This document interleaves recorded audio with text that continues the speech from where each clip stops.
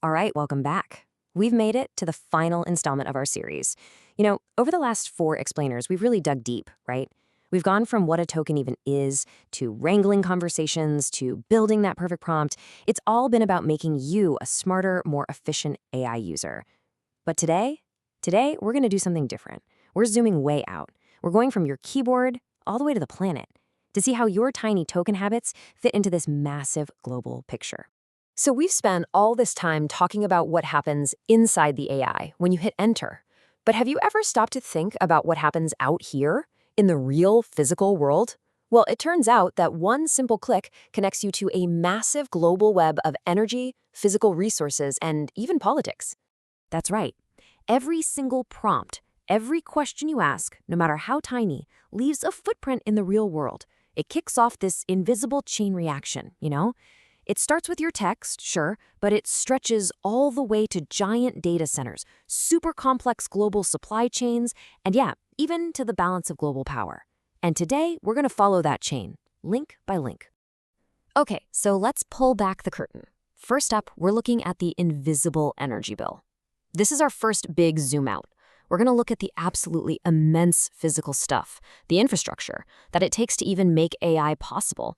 Because this isn't just code floating in the cloud. Nope, it's a massive, global, and very energy-hungry machine. Think about it. The foundation of any of these big models is its training. This is where it learns from just trillions of tokens of data. And this isn't like a quick software update. Oh no, this is a process that can run for weeks, sometimes months, nonstop, on thousands of super specialized computer chips. And every single one of those chips is just chugging electricity the entire time. So you want a number? How about this? One study figured out that training just one of these big models pumps out around 284 metric tons of CO2. To put that in perspective, that's like the entire lifetime emissions of 5 cars. 5, just to train one model one time. And that's just to get it started. Every single question we ask, every token that gets generated, it all adds to that ongoing energy bill. That right there is the real-world price of computation. And what about the chips themselves? What are they even made of? Well, this abstract idea of computation is actually built out of real physical stuff dug out of the ground.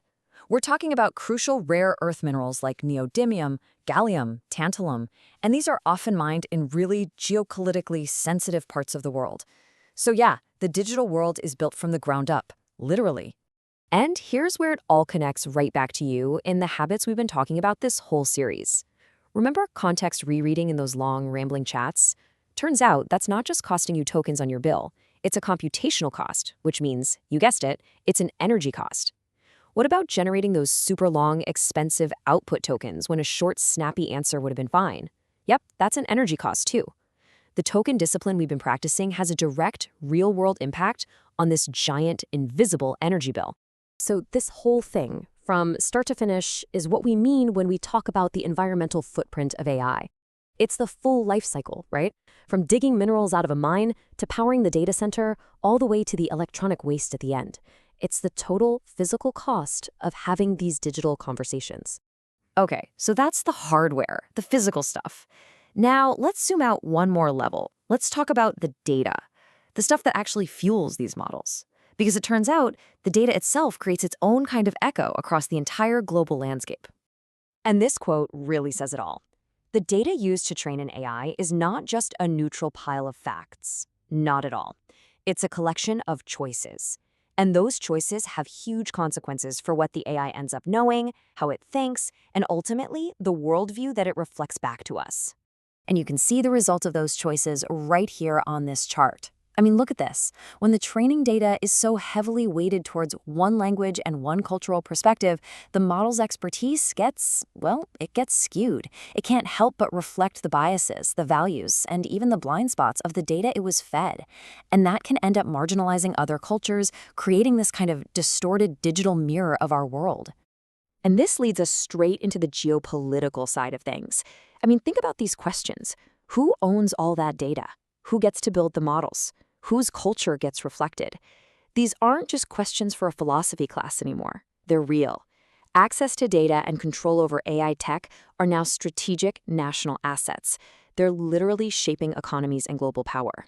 Which brings us to our last and biggest zoom out. We're talking about the new global race, the strategic worldwide competition for AI dominance that is, right now, reshaping our planet in real time. And there's a name for this, the AI arms race. It's this incredibly intense, high-stakes competition between nations and giant corporations to build the biggest, most powerful AI. And why? Because everyone believes that whoever leads in AI will have a massive advantage, both economically and, yes, even militarily. Just look at this timeline. Look at how fast things are accelerating. This race is being fueled by just unbelievable amounts of money, and it's pushing these models to get bigger and bigger at a rate we've never seen before. Countries are scrambling for what they call technological sovereignty. Basically, they're pouring money into building their own models so they don't have to rely on anyone else's. And let's be clear, this isn't just about building a better chatbot. This is about securing your country's place in the new global order. Okay, so we've looked at the planet-wide scale of energy, of data, of global politics, which is a lot. So the big question is, where do you fit into all of this? How do our individual choices connect back to this enormous picture?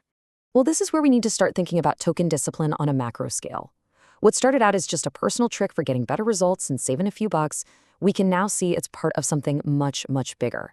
It's about being a conscious, responsible user. Macro token discipline isn't just about your results anymore. It's about understanding that every choice you make contributes, in a small way, but a real way to the global footprint of AI. And that means our responsibility here is collective. It's bigger than any one of us. It means we need to be advocating for models that use less energy. We need to be asking hard questions about fairness and where the data comes from. It means supporting smart regulations that create guardrails for this technology. But it all starts with the one thing we can control, the foundation of this entire series, practicing intentional, thoughtful AI use every single day. Look, if you take just one thing away from this entire series, let it be these 3 steps. 1. Spend your tokens intentionally. Know that they have a cost that goes way beyond your credit card bill. 2. Design your sessions thoughtfully. Plan ahead to avoid waste. And 3. Participate responsibly. Always remember that your simple chat is part of this huge global system. Thank you so much for coming along on this deep dive into token discipline. Mastering these ideas doesn't just make you better at using AI, it empowers you to be a more conscious, a more effective, and a more responsible citizen in this new AI world. So spend smarter, think sharper, and let's help shape a more sustainable and equitable AI future for every single one of us.